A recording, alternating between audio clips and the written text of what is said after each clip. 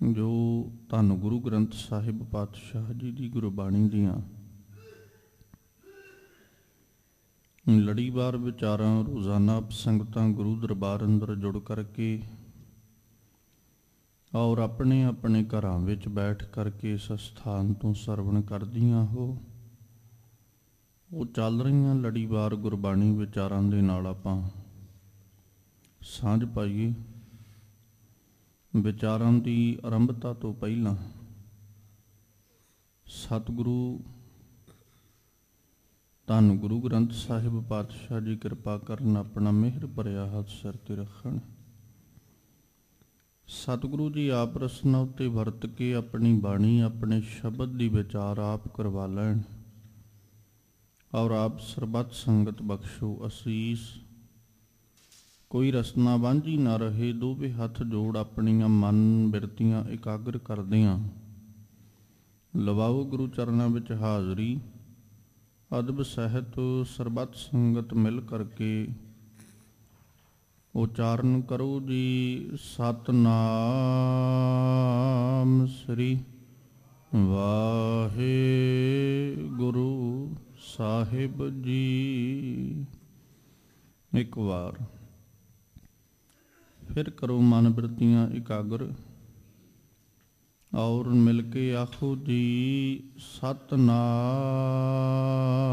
ਸ੍ਰੀ ਵਾਹਿਗੁਰੂ ਸਾਹਿਬ ਜੀ। ਵਾਹਿਗੁਰੂ ਸਾਹਿਬ ਜੀ। ਸ੍ਰੀ ਰਾਗ ਮਹੱਲਾ ਪਹਿਲਾ।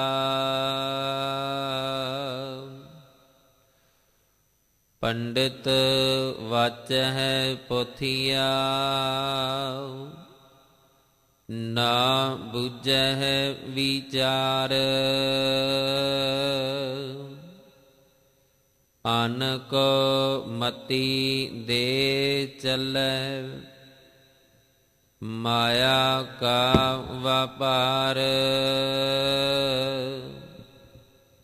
ਕਥਨੀ ਝੂਠੀ ਜਗ ਪਵੈ, ਰਹਿਣੀ ਸ਼ਬਦ ਸੋ ਸਾਰ।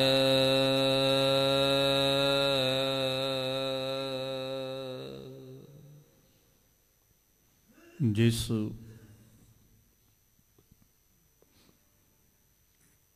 ਪਵਨ ਸ਼ਬਦ ਦਾ ਪਾਠ ਆਪ ਸੰਗਤ ਨੇ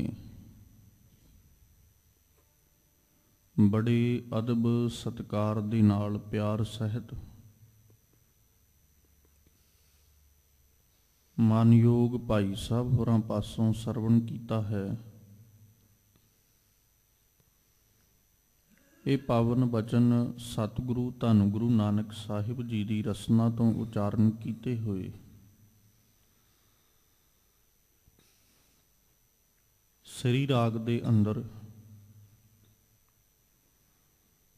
ਗੁਰੂ ਗ੍ਰੰਥ ਸਾਹਿਬ ਪਾਤਸ਼ਾਹ ਜੀ ਦੇ ਪਾਵਨ ਅੰਗ 55 ਔਰ 56 ਦੇ ਉੱਪਰ 8 ਪਦਿਆਂ ਦੇ ਰੂਪ ਵਿੱਚ ਸੁਭਾਈਮਾਨ ਹੈ। ਜਿਨ੍ਹਾਂ 8 ਪਦਿਆਂ ਦੇ ਵਿੱਚੋਂ ਪਹਿਲੇ 5 ਪਦਿਆਂ ਤੱਕ ਦੀ ਵਿਚਾਰ ਆਪ ਸੰਗਤਾਂ ਕੱਲ ਦੇ ਦੀਵਾਨਾਂ ਤੱਕ ਸਰਵਣ ਕਰ ਚੁੱਕੀਆਂ ਹੋ। ਰਹਿੰਦੇ ਸ਼ਬਦ ਦਾ ਪਾਠ ਆਪ ਸੰਗਤ ਨੇ ਸਰਵਣ ਕੀਤਾ ਹੈ।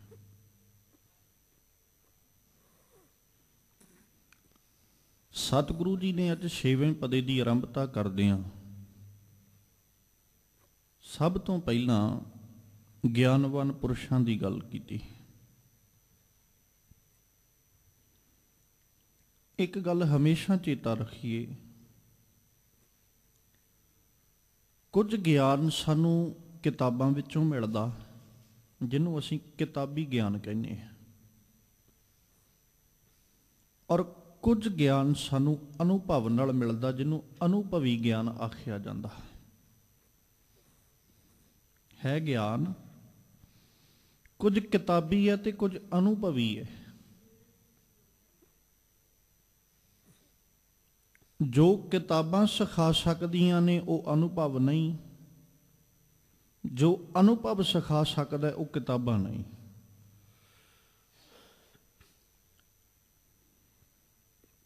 किताबी ज्ञान का अनुभव करांगे तो ज्ञान विच वाधा होएगा। कला किताबी ज्ञान अनुभव तो बिना कुछ भी नहीं है।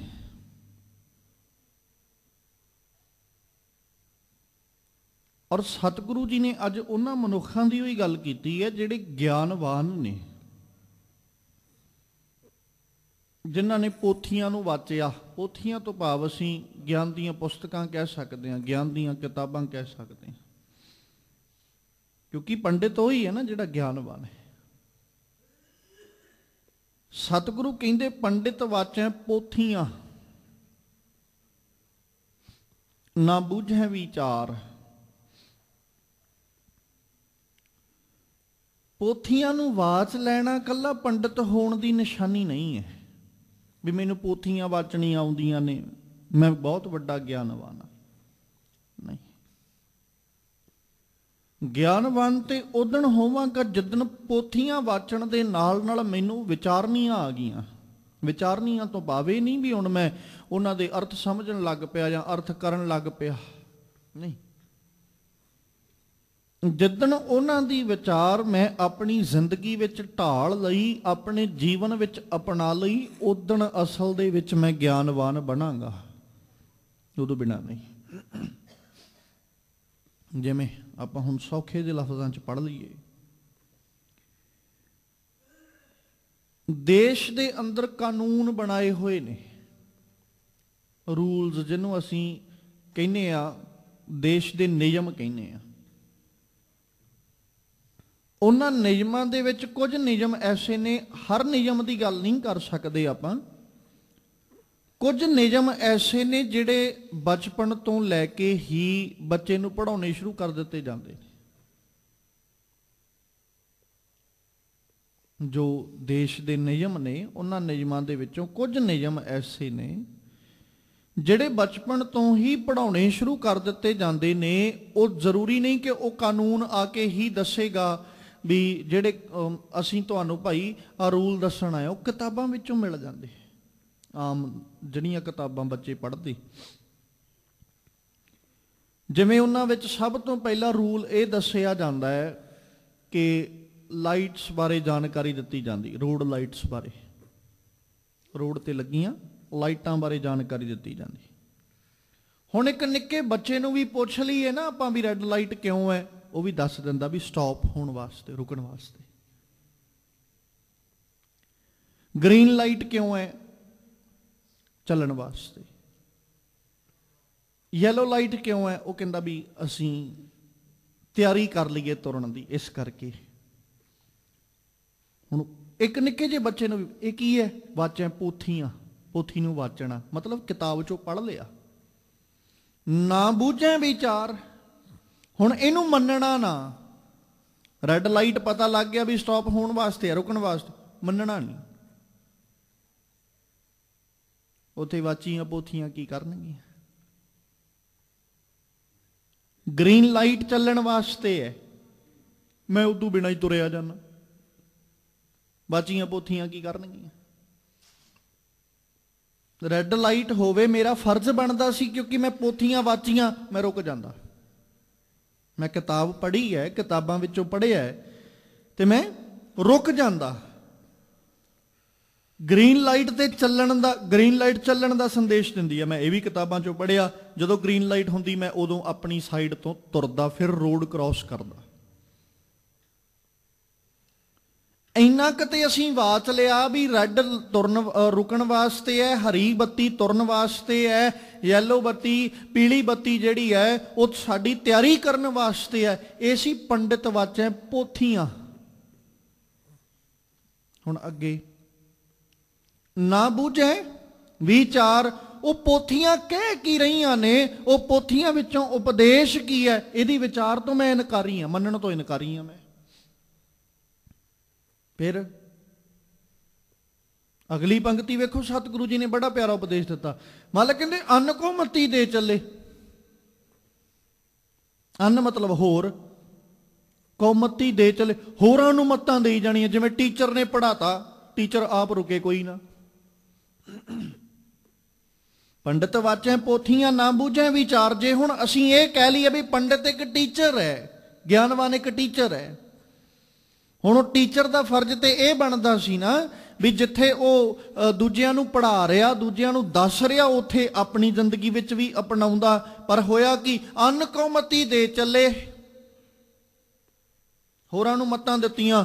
ਬੱਚਿਓ, ਲਾਲ ਬੱਤੀ ਰੁਕਣ ਵਾਸਤੇ, ਹਰੀ ਬੱਤੀ ਚੱਲਣ ਵਾਸਤੇ ਆਪ ਕਦੇ ਰੁਕਿਆ ਹੀ ਨਹੀਂ। ਤੇ ਕਾਹਦੇ ਵਾਸਤੇ? ਮਾਇਆ ਕਾ ਵਪਾਰ। ਸਤਿਗੁਰੂ ਕਹਿੰਦੇ ਮਾਇਆ ਦਾ ਵਪਾਰ ਹੀ ਹੈ, ਕਿਉਂਕਿ ਟੀਚਰ ਨੂੰ ਪਤਾ ਹੈ ਵੀ ਮੈਂ ਪੜ੍ਹਾਉਣ ਆਇਆ, ਪੜ੍ਹਾਵਾਂਗਾ ਤੇ ਮੈਨੂੰ ਤਨਖਾਹ ਮਿਲੇਗੀ, ਜੇ ਮੈਂ ਨਾ ਪੜ੍ਹਾਵਾਂ ਮੈਨੂੰ ਤਨਖਾਹ ਨਹੀਂ ਮਿਲਣੀ। ਉਹ ਇਸ ਕਰਕੇ ਪੜ੍ਹਾ ਰਿਹਾ। ਉਹ ਅਪਣਾਵੇ ਨਾ ਅਪਣਾਵੇ ਗੱਲ ਪਾਸੇ ਰਹਿ ਗਈ। ਪੰਡਿਤ ਦੀ ਹਾਲਤ ਕੀ ਹੈ? ਉਹ ਪੜ੍ਹ ਰਿਹਾ, ਲੋਕਾਂ ਨੂੰ ਦੱਸੀ ਜਾਂਦਾ ਹੈ, ਜ਼ਿੰਦਗੀ ਵਿੱਚ ਅਪਣਾਵੇ ਨਾ ਅਪਣਾਵੇ, ਅੰਨ ਕੋ ਮਤੀ ਦੇ ਚੱਲੇ, ਹੋਰਾਂ ਨੂੰ ਮਤ ਦੇ ਹੀ ਜਾਂਦਾ, ਦੇ ਹੀ ਜਾਂਦਾ। ਉਹਨੂੰ ਵੀ ਇਹ ਹੈ ਵੀ ਮੇਰਾ ਕੰਮ ਹੈ, ਜੇ ਮੈਂ ਨਾ ਦੇਵਾਂ ਵਿਚਾਰ, ਲੋਕਾਂ ਨੇ ਮੇਰਾ ਤੋਰੀ ਫੁਲਕਾ ਨਹੀਂ ਚੱਲਣ ਦੇਣਾ। ਮਾਇਆ ਕਾ ਵਪਾਰ ਹੈ, ਤੇ ਮਾਇਆ ਖਾਤਰ ਹੀ ਹੈ ਨਾ। ਜੇ ਅਸੀਂ ਕਿਸੇ ਵੀ ਕਰਮ ਦੀ ਗੱਲ ਕਰਾਂਗੇ, ਵਪਾਰ ਦੀ ਗੱਲ ਕਰਾਂਗੇ, ਤੇ ਜੇ ਸਾਡੀਆਂ ਜ਼ਿੰਦਗੀਆਂ ਦੇ ਵਿੱਚ, ਸਾਡੇ ਜੀਵਨ ਦੇ ਵਿੱਚੋਂ ਗੁਰਬਾਣੀ ਦਾ ਆਧਾਰ ਨਹੀਂ ਨਜ਼ਰ ਆ ਰਿਹਾ, ਗੁਰਬਾਣੀ ਦੀ ਵਿਚਾਰ ਨਹੀਂ ਨਜ਼ਰ ਆ ਰਹੀ, ਤੇ ਖਿਮਾ ਕਰਿਓ ਮੈਂ ਲਫ਼ਜ਼ ਵਰਤ ਰਿਹਾ, ਸਾਡਾ ਵੀ ਕੇਵਲ ਮਾਇਆ ਦਾ ਵਪਾਰ ਹੀ ਹੈ, ਇਸ ਤੋਂ ਵੱਧ ਕੇ ਕੁਝ ਨਹੀਂ।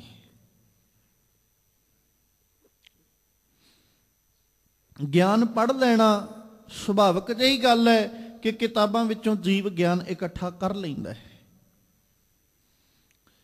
ਜਿੱਥੇ ਕਿਤਾਬਾਂ ਵਿੱਚੋਂ ਗਿਆਨ ਇਕੱਠਾ ਕੀਤਾ, ਫਿਰ ਉਸ ਕਿਤਾਬੀ ਗਿਆਨ ਨੂੰ ਜ਼ਿੰਦਗੀ ਵਿੱਚ ਪ੍ਰੈਕਟੀਕਲ ਜਦੋਂ ਲੈ ਕੇ ਆਉਂਦਾ, ਫਿਰ ਪ੍ਰੈਕਟੀਕਲ ਕਰਦਾ ਹੋਇਆ ਅਨੁਭਵੀ ਹੁੰਦਾ ਹੈ, ਅਨੁਭਵ ਕਰਦਾ ਹੈ, ਐਕਸਪੀਰੀਅੰਸ ਕਰਦਾ।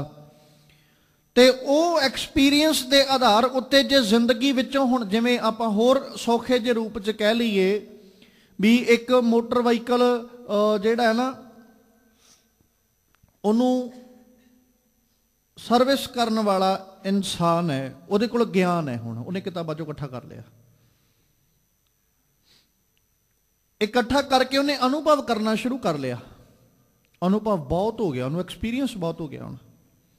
ਉਹ ਹੁਣ ਮੋਟਰ ਵਹੀਕਲ ਦੀ ਆਵਾਜ਼ ਤੋਂ ਦੱਸ ਸਕਦਾ ਵੀ ਇਹਦੇ 'ਚ ਪ੍ਰੋਬਲਮ ਕੀ ਹੈ, ਇੰਨਾ ਕੁ ਉਹਦੇ ਕੋਲ ਅਨੁਭਵ ਹੈ। ਉਹ ਦੂਜਿਆਂ ਨੂੰ ਕਹੀ ਜਾਵੇ ਵੀ ਤੁਹਾਡੇ ਮੋਟਰ ਵਹੀਕਲ ਨੂੰ ਆਹ ਕੁਝ ਹੋਇਆ, ਤੁਹਾਡੇ ਮੋਟਰ ਵਹੀਕਲ ਨੂੰ ਆਹ ਕੁਝ ਹੋਇਆ, ਮੈਂ ਤੁਹਾਡੇ ਨੂੰ ਆਹ ਵੀ ਕਰ ਦਿਆਂਗਾ, ਆਹ ਵੀ ਕਰ, ਆਪਣੇ ਵਾਲੇ ਪਾਸੇ ਵੇਖੇ ਹੀ ਨਾ। ਵਿਚਾਰ ਤੇ ਤਾਂ ਮੰਨਦੇ ਨਾ ਵੀ ਦੂਜਿਆਂ ਦਾ ਰਿਪੇਅਰ ਕਰਨ ਦਾ, ਸਰਵਿਸ ਕਰਨ ਦਾ ਉਹਨੂੰ ਧਨ ਮਿਲ ਰਿਹਾ, ਇਹ ਉਹਦੀ ਮਾਇਆ ਦਾ ਇੱਕ ਸਾਧਨ ਹੈ, ਵਪਾਰ ਦਾ ਸਾਧਨ ਹੈ। ਪਰ ਫਰਜ਼ ਤੇ ਇਹ ਵੀ ਬਣਦਾ ਸੀ ਨਾ ਵੀ ਜਿਹੜੇ ਮੋਟਰ ਵਹੀਕਲ ਤੇ ਉਹ ਆਪ ਟਰੈਵਲ ਕਰਦਾ, ਆਪ ਯਾਤਰਾ ਕਰਦਾ, ਉਹਦਾ ਵੀ ਖਿਆਲ ਰੱਖਦਾ। ਫਿਰ ਤੇ ਅਸੀਂ ਮੰਨਦੇ, ਨਹੀਂ ਤੇ ਇਹੀ ਹੋਏਗਾ ਨਾ, ਦੇਖਣ ਵਾਲਾ ਇਹ ਕਹੇਗਾ ਵੀ ਆਪਣਾ ਇਹਦੇ ਕੋਲੋਂ ਚੱਲਦਾ ਕੋਈ ਨਹੀਂ, ਆਪਣਾ ਇਹਦੇ ਕੋਲੋਂ ਸਟਾਰਟ ਕੋਈ ਨਹੀਂ ਹੁੰਦਾ, ਤੇ ਸਾਡੇ ਨੂੰ ਇਹਨੇ ਕੀ ਕਰ ਦੇਣਾ। ਇਹੀ ਹੋਏਗਾ ਨਾ ਵੀ ਜਿਵੇਂ ਅਕਸਰ ਆਪਾਂ ਕਹਿੰਦੇ ਆ, ਆਪਣੇ ਘਰ ਵੱਲ ਝਾਤ ਨਹੀਂ ਮਾਰਦਾ, ਆਪਣੇ ਵੱਲ ਤੇ ਵੇਖਿਆ ਹੀ ਕੋਈ ਨਹੀਂ, ਆਪਣੀ ਜ਼ਿੰਦਗੀ ਦੇ ਔਗਣ ਨਹੀਂ ਫਰੋਲੇ, ਆਪਣੀ ਜ਼ਿੰਦਗੀ ਦੀ ਪੜਚੋਲ ਨਹੀਂ ਕੀਤੀ, ਦੂਜਿਆਂ ਨੂੰ ਮੱਤਾਂ ਦੇਈ ਜਾਂਦਾ ਹੈ। ਏਦਾਂ ਹੀ ਹੁੰਦਾ। ਸਤਿਗੁਰੂ ਜੀ ਆਖਦੇ, ਕਹਿੰਦੇ ਪੰਡਿਤ ਵਾਚੈ ਪੋਥੀਆਂ ਨਾ ਬੂਝੈ ਵਿਚਾਰ, ਅੰਨ ਕੋ ਮਤੀ ਦੇ ਚੱਲੇ, ਮਾਇਆ ਕਾ ਵਾਪਾਰ, ਕਥਨੀ ਝੂਠੀ ਜਗ ਭਵੈ। ਕਥਨੀ ਕੀ ਹੈ? ਝੂਠੀ। ਤੇ ਉਸ ਝੂਠੀ ਕਥਨੀ ਕਰਕੇ ਕੀ ਹੋ ਰਿਹਾ? ਜਗ ਭਵੈ, ਜਗ ਵਿੱਚ ਪਟ ਕਰਿਆ। ਰਹਿਣੀ ਸ਼ਬਦ ਸੁਸਾਰ। ਔਰ ਸਾਹਿਬ ਜੀ ਆਖਦੇ, ਕਹਿੰਦੇ ਅਸਲ ਦੇ ਅੰਦਰ ਜਿਹੜੀ ਸ੍ਰੇਸ਼ਟ ਕਰਨੀ ਸੀ ਨਾ, ਉਹ ਕਰਨੀ ਸੀ ਸ਼ਬਦ ਦੇ ਅਨੁਸਾਰੀ ਰਹਿਣਾ। ਜੋ ਪੜ੍ਹਿਆ ਉਹਦੇ ਅਨੁਸਾਰੀ ਰਹਿਣਾ, ਜੋ ਵਾਚਿਆ ਉਹਦੇ ਅਨੁਸਾਰੀ ਜ਼ਿੰਦਗੀ ਨੂੰ ਬਸਰ ਕਰਨਾ, ਜੋ ਵਿਚਾਰ ਕੇ, ਜੋ ਲੋਕਾਂ ਨੂੰ ਸੁਣਾਇਆ, ਜੋ ਆਪਣੀ ਪੋਥੀਆਂ ਵਾਚਣ ਤੋਂ ਬਾਅਦ ਵਿੱਚ ਜਿਸ ਵਿਚਾਰ ਨੂੰ ਲੋਕਾਂ ਨੂੰ ਦਿੱਤਾ, ਹੋਰਾਂ ਨੂੰ ਜਿਸ ਵਿਚਾਰ ਕਰਕੇ ਮੱਤ ਦਿੱਤੀ, ਜ਼ਿੰਦਗੀ ਤੇ ਤਾਂ ਬਣਦੀ ਸੱਜਣਾ ਜੇ ਉਹੀ ਮੱਤ ਆਪਣੀ ਜ਼ਿੰਦਗੀ ਵਿੱਚ ਅਪਣਾ ਲੈਂਦਾ। ਦੂਜਿਆਂ ਨੂੰ ਕਹਿਤਾ ਰੱਬ ਨੂੰ ਆਰਾਧਣਾ ਚਾਹੀਦਾ ਹੈ, ਰੱਬ ਤੇ ਭਰੋਸਾ ਰੱਖਣਾ ਚਾਹੀਦਾ ਹੈ, ਰੱਬ ਤੇ ਵਿਸ਼ਵਾਸ ਰੱਖਣਾ ਚਾਹੀਦਾ ਹੈ, ਦਇਆ ਕਰਨੀ ਚਾਹੀਦੀ ਹੈ, ਜੀਵਾਂ ਦਾ ਘਾਣ ਨਹੀਂ ਕਰਨਾ ਚਾਹੀਦਾ, ਇਹ ਮੱਤ ਦੇਤੀ। ਆਪਦਾ ਭਰੋਸਾ ਹੀ ਰੱਬ ਤੇ ਨਾ ਹੋਵੇ। ਦੂਜਿਆਂ ਨੂੰ ਤੇ ਕਹਿਤਾ ਨਾ ਵੀ ਰੱਬ ਤੇ ਭਰੋਸਾ ਰੱਖੋ ਜੀ, ਜੋ ਕਰਦਾ ਰੱਬ ਜੀ ਭਲੇ ਵਾਸਤੇ ਹੀ ਕਰਦਾ। ਹੁਣ ਮੰਨਦੇ ਤੇ ਤਾਂ ਜੇ ਤੇਰੀ ਜ਼ਿੰਦਗੀ ਵਿੱਚੋਂ ਵੀ ਝਲਕਦਾ ਵੀ ਤੈਨੂੰ ਵੀ ਰੱਬ ਤੇ ਭਰੋਸਾ ਹੈ। ਮਤਲਬ ਤੇਰੇ ਜੇ ਰਹਿਣੀ ਵੱਲ ਕੋਈ ਵੇਖ ਰਿਹਾ ਨਾ, ਤੇਰੇ ਜੀਵਨ ਵੱਲ ਕੋਈ ਵੇਖ ਰਿਹਾ, ਤੇ ਤੈਨੂੰ ਬੋਲ ਕੇ ਦੱਸਣ ਦੀ ਲੋੜ ਨਾ ਪੈਂਦੀ ਵੀ ਭਾਈ ਰੱਬ ਤੇ ਭਰੋਸਾ ਰੱਖਣਾ ਚਾਹੀਦਾ ਹੈ। ਅਗਲੇ ਨੇ ਤੇਰੀ ਜ਼ੁਬਾਨੋਂ ਸੁਣਿਆ ਰੱਬ ਤੇ ਭਰੋਸਾ ਰੱਖਣਾ ਚਾਹੀਦਾ ਹੈ, ਅਗਲਾ ਤੇਰੀ ਜ਼ਿੰਦਗੀ ਪਰਖਣ ਆ ਗਿਆ ਵੀ ਰੱਬ ਤੇ ਭਰੋਸਾ ਹੈ ਕਿ ਨਹੀਂ, ਤੇ ਤੇਰਾ ਭਰੋਸਾ ਨਜ਼ਰ ਹੀ ਨਾ ਆਵੇ, ਤੇਰਾ ਵਿਸ਼ਵਾਸ ਰੱਬ ਤੇ ਨਜ਼ਰ ਹੀ ਨਾ ਆਵੇ। ਤੂੰ ਕਹੀ ਜਾਂਦਾ ਰੱਬ ਤੇ ਭਰੋਸਾ ਰੱਖੋ, ਜੀਵਾਂ ਦਾ ਘਾਣ ਨਹੀਂ ਕਰਨਾ ਚਾਹੀਦਾ, ਲੋਕਾਂ ਨੇ ਸੁਣ ਲਿਆ ਜੀਵਾਂ ਦਾ ਘਾਣ, ਤੇ ਤੂੰ ਸਭ ਤੋਂ ਵੱਧ ਘਾਣ ਕਰਦਾ ਹੋਵੇਂ। ਅਨਕੁਮਤੀ ਦੇ ਚੱਲੇ। ਗਰੀਬਾਂ ਦਾ ਹੱਕ ਨਹੀਂ ਰੱਖਣਾ ਚਾਹੀਦਾ ਜੀ, ਲੋੜਵੰਦਾਂ ਦੀ ਸਹਾਇਤਾ ਕਰਨੀ ਚਾਹੀਦੀ ਹੈ, ਭਲਾ ਕਰਨਾ ਚਾਹੀਦਾ, ਦਇਆ ਕਰਨੀ ਚਾਹੀਦੀ ਹੈ, ਇਹ ਲੋਕਾਂ ਨੂੰ ਦੱਸਤਾ ਤੇ ਆਪ ਨਾ ਗਰੀਬ ਦਾ ਭਲਾ ਕੀਤਾ, ਨਾ ਲੋੜਵੰਦ ਦੀ ਮਦਦ ਕੀਤੀ, ਨਾ ਦਇਆ ਕੀਤੀ ਤੇ ਨਾ ਸਹਾਇਤਾ ਕੀਤੀ, ਤੇ ਹੱਕ ਵੀ ਬਗਾਨੇ ਰੱਖ ਰੱਖ ਬਹਿੰਦਾ ਰਿਹਾ। ਫਿਰ ਕਥਨੀ ਝੂਠੀ ਜਗ ਪਵੈ। ਝੂਠੀ ਹੈ ਨਾ ਕਥਨੀ, ਜ਼ੁਬਾਨ ਤੇ ਹੁਣ ਜੋ ਬੋਲ ਦਿੱਤਾ ਉਹ ਜ਼ਿੰਦਗੀ ਵਿੱਚ ਨਹੀਂ ਹੈ। ਕਥਨੀ ਔਰ ਕਰਨੀ ਇੱਕ ਹੋਣੀ ਚਾਹੀਦੀ, ਗੁਰਬਾਣੀ ਇਹੋ ਉਪਦੇਸ਼ ਦਿੰਦੀ ਹੈ। ਪਰ ਨਜ਼ਰੀ ਕੀ ਪੈਂਦਾ, ਕਥਨੀ ਕੁਝ ਹੋਰ ਹੈ ਤੇ ਕਰਨੀ ਕੁਝ ਹੋਰ ਹੈ। ਜਦੋਂ ਕਥਨੀ ਕੁਝ ਹੋਰ ਤੇ ਕਰਨੀ ਕੁਝ ਹੋਰ ਹੋਵੇ, ਉਦੋਂ ਸਾਹਿਬ ਕਹਿੰਦੇ ਜਗ ਭਵੈ, ਉਦੋਂ ਫਿਰ ਭਟਕਦਾ।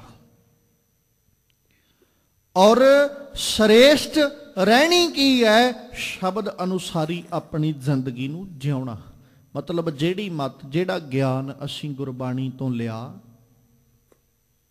ਗੁਰਬਾਣੀ ਤੋਂ ਜਿਹੜਾ ਉਪਦੇਸ਼ ਸਾਨੂੰ ਮਿਲਿਆ, ਗੁਰਬਾਣੀ ਪੜ੍ਹਨ ਦੇ ਅਨੁਸਾਰੀ ਪੜ੍ਹਦਿਆਂ ਹੋਇਆਂ ਜੋ ਉਪਦੇਸ਼ ਸਾਨੂੰ ਮਿਲਿਆ, ਉਹ ਕਿਸੇ ਹੋਰਾਂ ਨੂੰ ਮੱਤ ਦੇਣ ਵਾਸਤੇ ਨਹੀਂ। ਹੋਰਾਂ ਨੂੰ ਜਿੱਥੇ ਮੱਤ ਦਿੱਤੀ, ਅਸੀਂ ਉੱਥੇ ਆਪਣੀ ਜ਼ਿੰਦਗੀ ਵਿੱਚੋਂ ਵੀ ਉਹਨੂੰ ਅਪਣਾਉਂਦੇ, ਤੇ ਇਹੋ ਸਾਡੇ ਵਾਸਤੇ ਸ੍ਰੇਸ਼ਟ ਰਹਿਣੀ ਸੀ। ਐਵੇਂ ਨਹੀਂ ਗੁਰੂ ਕਲਗੀਧਰ ਸਾਹਿਬ ਨੇ ਆਖਿਆ, ਰਹਿਣੀ ਰਹਿ ਸੋਈ ਸਿੱਖ ਮੇਰਾ, ਉਹ ਸਾਹਿਬ ਮੈਂ ਉਸ ਕਾ ਚੇਰਾ। ਰਹਿਤ ਬਿਨਾ ਨਹਿ ਸਿੱਖ ਕਹਾਵੈ, ਰਹਿਤ ਬਿਨਾ ਦਰ ਚੋਟਾਂ ਖਾਵੈ। ਉੱਥੇ ਹੁਣ ਇਹ ਥੋੜੀ ਗੁਰੂ ਸਾਹਿਬ ਕਹਿਣਗੇ ਵੀ ਬੜਾ ਭਲਾ ਭਾਈ, ਪਹਿਰਾਵਾ ਬੜਾ ਸੋਹਣਾ ਪਾਈ ਫਿਰਦਾ, ਸਰੂਪ ਬੜਾ ਸੋਹਣਾ ਬਣਾਈ ਫਿਰਦਾ, ਦਸਤਾਰ ਬੜੀ ਸੋਹਣੀ ਸਜਾਈ ਇਹਨੇ, ਦਾੜਾ ਬੜਾ ਪ੍ਰਕਾਸ਼ ਕੀਤਾ। ਹੁਣ ਗੁਰੂ ਸਾਹਿਬ ਨੇ ਜਿੱਥੇ ਆਹ ਚੀਜ਼ਾਂ ਵੇਖਣੀਆਂ, ਉੱਥੇ ਰਹਿਣੀ ਰਹੇ, ਜ਼ਿੰਦਗੀ ਵਿੱਚੋਂ ਵੀ ਤੇ ਨਜ਼ਰ ਆਵੇ ਨਾ। ਕੱਲਾ ਬਾਹਰੀ ਸਰੂਪ ਤੇ ਗੁਰੂ ਸਾਹਿਬ ਨੇ ਵੇਖਣਾ ਨਹੀਂ।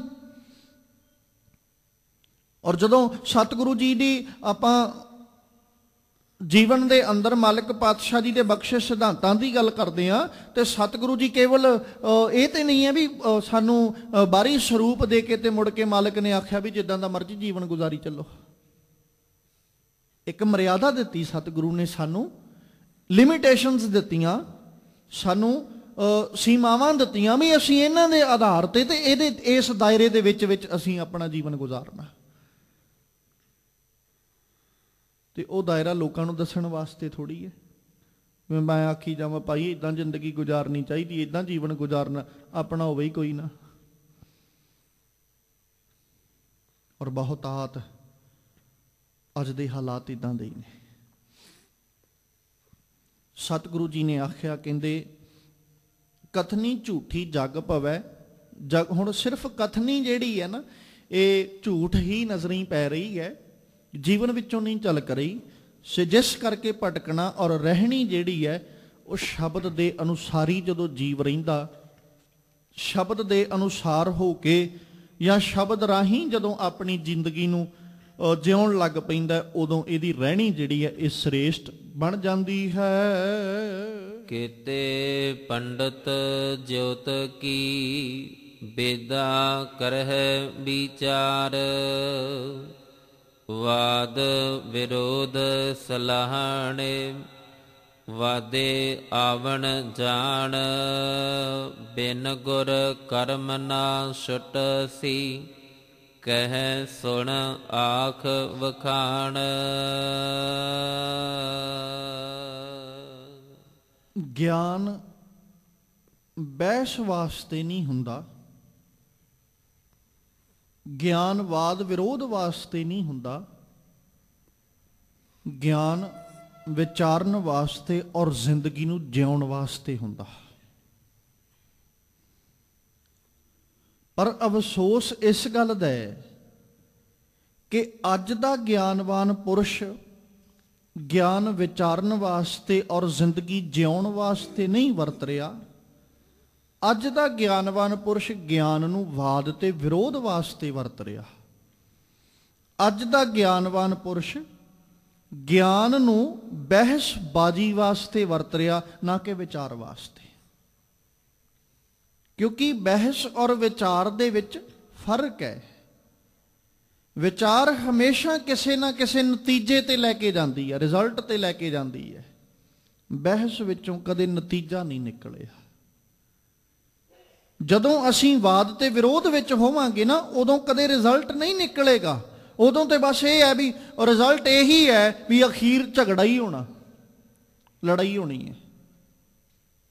ਇਹ ਵਾਦ ਵਿਰੋਧ ਦਾ ਨਤੀਜਾ ਹੈ। ਤੇ ਜਦੋਂ ਵਿਚਾਰ ਦੀ ਗੱਲ ਕਰਾਂਗੇ, ਵਿਚਾਰ ਵਿੱਚ ਕਦੇ ਝਗੜਾ ਨਹੀਂ ਹੋਇਆ, ਵਿਚਾਰ ਵਿੱਚ ਹਮੇਸ਼ਾ ਨਤੀਜਾ ਨਿਕਲਦਾ, ਰਿਜ਼ਲਟ ਨਿਕਲਦਾ ਹੈ ਵੀ ਕਿਹਦੀ ਵਿਚਾਰ ਪ੍ਰਭਾਵੀ ਹੈ ਔਰ ਕਿਹਦੀ ਵਿਚਾਰ ਸਾਨੂੰ ਅਪਣਾਉਣੀ ਚਾਹੀਦੀ ਹੈ। ਇਹ ਜੇ ਵਿਚਾਰ ਦਾ ਨਤੀਜਾ।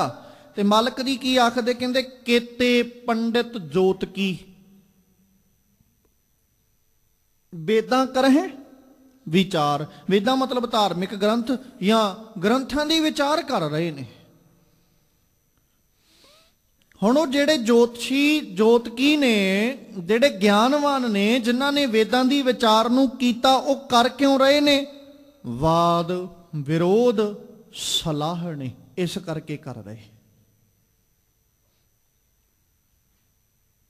ਵਾਦ ਵਿਰੋਧ ਹੀ ਇਹਦੇ ਵਿੱਚ ਹੀ ਬਸ ਉਹ ਸਾਰੀ ਜ਼ਿੰਦਗੀ ਨਾ ਆਪ ਵੀ ਝਗੜਿਆਂ ਵਿੱਚ ਹੀ ਰਹਿ ਗਏ ਤੇ ਲੋਕਾਂ ਨੂੰ ਵੀ ਝਗੜਿਆਂ ਵਿੱਚ ਹੀ ਪਾਉਂਦੇ ਰਹਿ ਗਏ।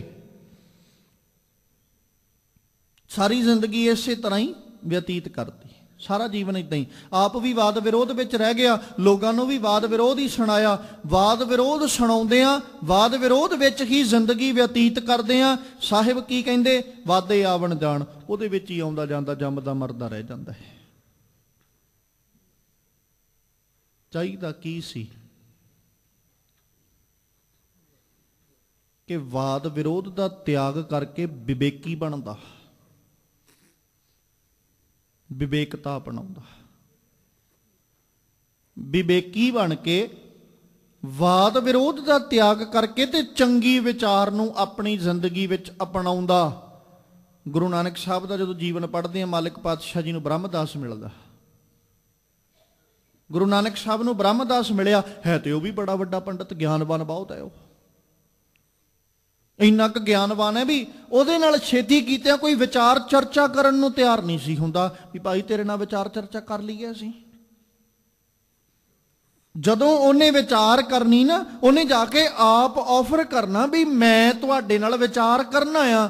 ਜੇ ਅੱਗੋਂ ਮੰਨ ਜਾਂਦਾ ਸੀ ਕੋਈ, ਪਹਿਲੀ ਗੱਲ ਤੇ ਉਹ ਬ੍ਰਹਮਦਾਸ ਨੂੰ ਵੇਖ ਕੇ ਹੀ ਹੱਥ ਖੜੇ ਕਰ ਜਾਂਦਾ ਸੀ ਵੀ ਨਹੀਂ ਭਾਈ, ਤੂੰ ਆਪਣੀ ਥਾਂ ਖੁਸ਼ ਤੇ ਅਸੀਂ ਆਪਣੀ ਥਾਂ ਖੁਸ਼, ਤੇਰੇ ਨਾਲ ਨਹੀਂ ਅਸੀਂ ਵਿਚਾਰ ਕਰਨੀ। ਪਤਾ ਸਾਨੂੰ ਵੀ ਤੂੰ ਸਾਡੇ ਤੋਂ ਵੱਧ ਗਿਆਨਵਾਨ ਹੈ। ਜਿੰਨੇ ਵੀ ਵਿਚਾਰ ਕਰਨੀ ਨਾ ਬ੍ਰਹਮਦਾਸ ਨਾਲ ਵਿਚਾਰ ਕਰਨ ਤੋਂ ਪਹਿਲਾਂ ਇਹ ਸ਼ਰਤ ਬਕਾਇਦਾ ਕੰਡੀਸ਼ਨ ਰੱਖੀ ਜਾਂਦੀ, ਮੈਂ ਹਾਰ ਗਿਆ, ਮੇਰੇ ਸਾਰੇ ਗ੍ਰੰਥ ਤੇਰੇ, ਤੂੰ ਹਾਰ ਗਿਆ, ਤੇਰੀਆਂ ਸਾਰੀਆਂ ਹੀ ਕਿਤਾਬਾਂ ਗ੍ਰੰਥ ਮੇਰੇ। ਜਦੋਂ ਵਿਚਾਰ ਹੋਣੀ ਇਹ ਕੰਡੀਸ਼ਨ ਰੱਖੀ ਜਾਣੀ। ਤੇ ਬ੍ਰਹਮਦਾਸ ਕਦੇ ਹਾਰਿਆ ਹੀ ਨਹੀਂ ਸੀ। ਉਹਨੇ ਇੱਦਾਂ, ਕਿਉਂਕਿ ਜਿਵੇਂ ਗਿਆਨ ਹੈ ਉਹ इकट्ठा करी जाना, जदों जित लेना उहदियां किताबां लैके वो भी पढ़ लैणियां, फिर जित लेना उहदे ग्रंथ लैके भी पढ़ लेना। इदां बहुत ज्ञान इकट्ठा कर लिया। गुरु नानक साहब बारे कन्नी खबर पई भी एक बड़ा ज्ञानवान पुरुष है, इनू ये सी भी मेरे नालों वड्डा ज्ञानवान कित्थे आ गया कोई। ये भी चला गया गुरु नानक साहब कोल, कहंदा जी मैं तुहाडे नाल विचार चर्चा करना आ। सतगुरु कहंदे भी दसो की विचार करनी। वो कहंदा जी विचार ते मैं करनी है तुहाडे नाल, पर विचार करन तो पहला मेरी एक शर्त है। गुरु नानक साहब कहंदे भी दसो। कहंदा जी जे मैं हार गया, आ गड्डे जिन्ने लद्दे ना सारे तुहाडे, पर जे तुसीं हार गए तो जिहड़ी किताब तुहाडे कोल है मैनू दे दिओ। साहिब कहंदे भी इदां ठीक है, जे तू इदां कंडीशन शर्त रख के ही विचार करनी तो इदां कर ला भाई, तेरी मर्जी है। कहंदा जी ठीक है। सतगुरु कहंदे भी दसो। उन्हें फरोल फरोल धार्मिक ग्रंथ बाबे अगे रखते, आ भी विचार आ भी, तुसीं दसो तुहाडी की विचार है। सतगुरु कहंदे पढ़ पढ़ गड्डी लद्दी है, पढ़ पढ़ भरी है साथ। किताब तो बड़ी दूर की गल सी ना, मालक का एक शलोक ब्रह्मदास के कवाड़ खोलता जाता। पढ़ पढ़ गड्डी लद्दी है, पढ़ पढ़ भरी है साथ, पढ़ पढ़ बेड़ी पाई है, पढ़ पढ़ गड्डी है खात। पढ़ी है जेते बरस बरस, पढ़ी है जेते मास, पढ़ी है जेती आरजा, पढ़ी है जेते सास। नानक लिखा एक गल होर हो मैं झखना। ब्रह्मदास हाथ जोड़ के खड़ो गया भी आ की हो गया। अज तक मेरी विचार उत्ते कटाक्ष करने वाले बहुत मिले, जिन्हों ने आके ये कहा भी ब्रह्मदास इदां नहीं इदां होना चाहिए। मैं अपनी विचार नाल प्रभावित किया है, पर अज ते मेरी सारी विचार उत्ते पानी फिर गया। अज पहली बार आ पुरुष टकरिया, आ पुरुष मिलिया जिहड़ा कहंदा भी जो कुछ इकट्ठा किया हंकार दीयां गल्लां ने। लेखे विच ते इक्को गल पैनी, ते लेखे च की पैना, तुहाडी जिंदगी विच की अपनाया तुसीं। ये नहीं भी मैं पढ़िया की कुछ है, हो सकता पढ़िया कुछ भी ना होवे, पर जिंदगी बहुत चंगी जिउंदे होइए। एक गल जरूरी नहीं कि बहुतात मैं बड़े बड़े ग्रंथां दे ढेर पढ़ांगा फिर मैं ज्ञानवान बनांगा ते फिर मैं गुरु नानक साहब दीयां नज़रां च प्रवान चढ़ांगा। नहीं, जे मैं एक किताब पढ़ के भी अपनी जिंदगी च अपना ली ना, लिखा एक गल होर हो मैं झखना झाख। हुण असीं कित्थे खड़े आ? मैं एक ग्रंथ पढ़ के दूजे पढ़े हुए दे सामने अपनी विचार रख के कहना भी तू दस, अगला अपनी विचार रखदा, उत्थे ही विवाद खड़ा हो जाता है।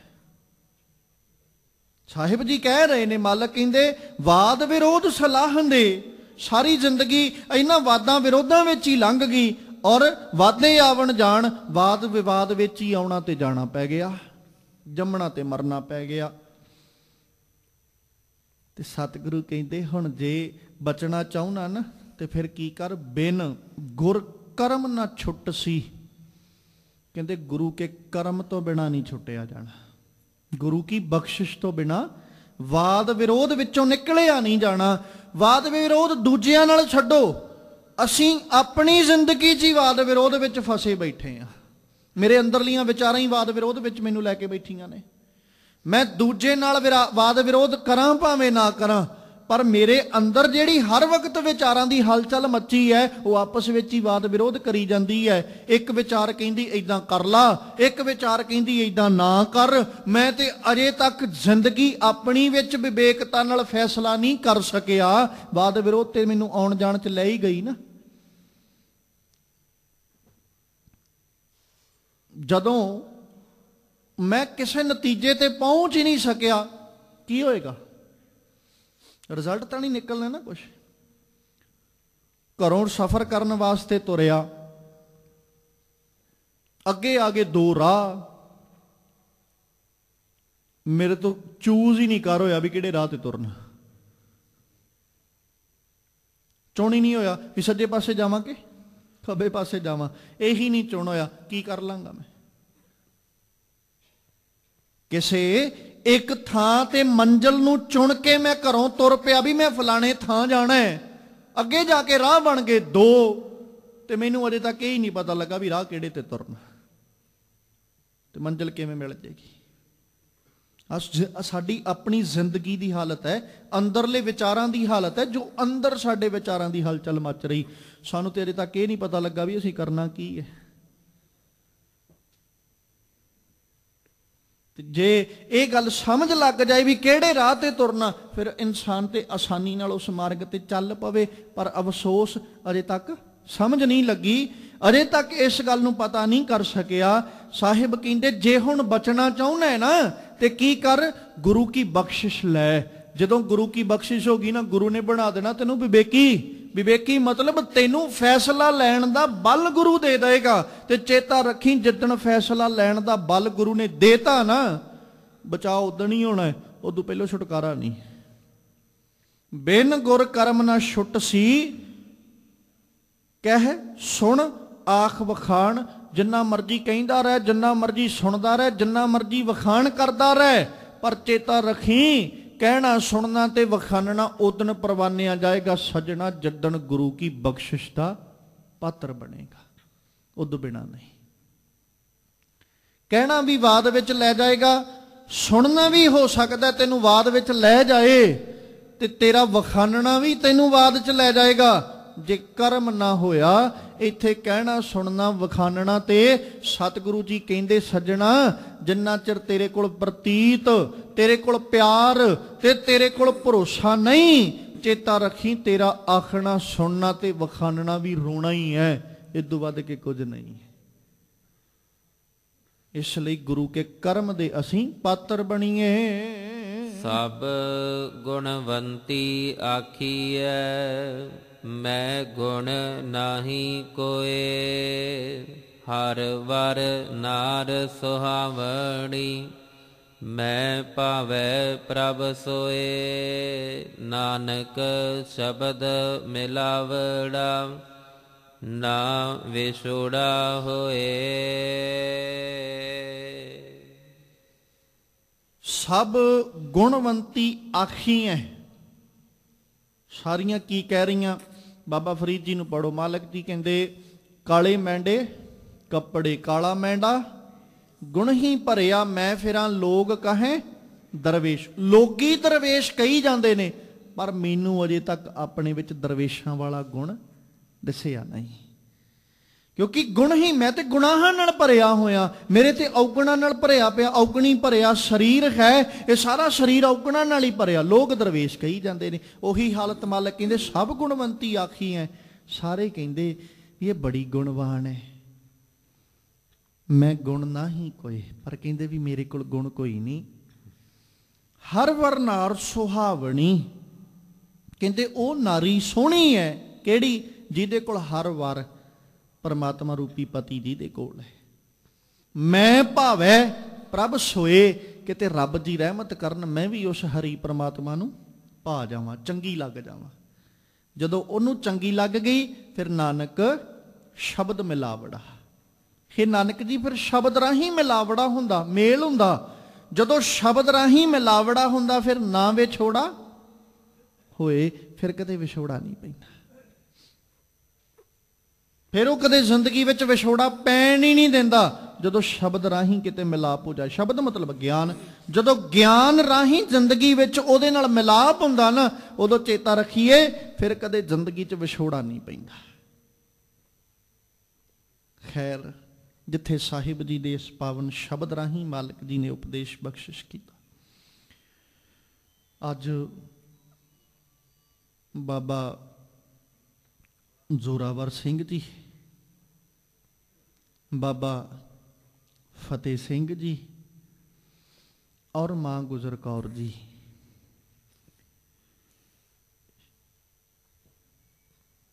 ਅੱਜ ਉਹ ਦਿਨ ਹੈ ਜਿਸ ਦਿਨ ਜ਼ੋਰਾਵਰ ਸਿੰਘ ਔਰ ਬਾਬਾ ਫਤਿਹ ਸਿੰਘ ਜੀ ਨੂੰ ਨੀਹਾਂ ਵਿੱਚ ਚਿਣਿਆ ਗਿਆ।